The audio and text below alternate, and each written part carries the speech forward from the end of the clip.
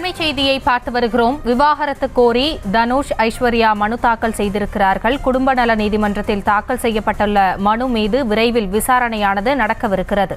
அது குறித்தான அண்மை செய்தியை பார்த்து வருகிறோம். நடிகர் தனுஷ், ஐஸ்வர்யா பரஸ்பரம் விவாகரத்து கோரி சென்னை குடும்ப நல நீதிமன்றத்தில் மனு தாக்கல் செய்திருக்கிறார்கள். அது குறித்தான அண்மை செய்தியை பார்த்து வருகிறோம். கூடுதல் விவரங்களோடு இணைகிறார் எமது செய்தியாளர் மதியழகன். மதியழகன், விவரங்களை வழங்கலாம்.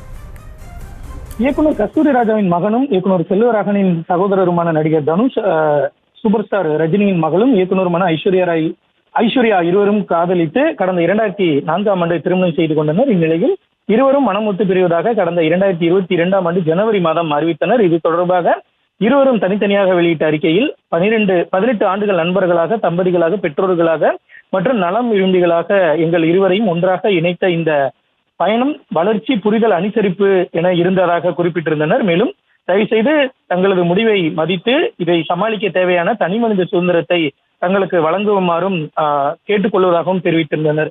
இந்த நிலையில் இருவரும் முறைப்படி பரஸ்பரம் விவாகரத்து கோரி சென்னை உயர்நீதிமன்ற வளாகத்தில் இருக்கக்கூடிய குடும்ப நல நீதிமன்றத்தில் மனு தாக்கல் செய்திருக்கிறார்கள்.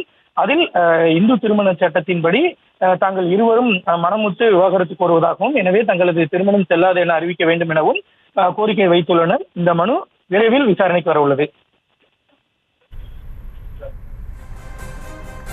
விவரங்களுக்கு நன்றி மதியழகன்.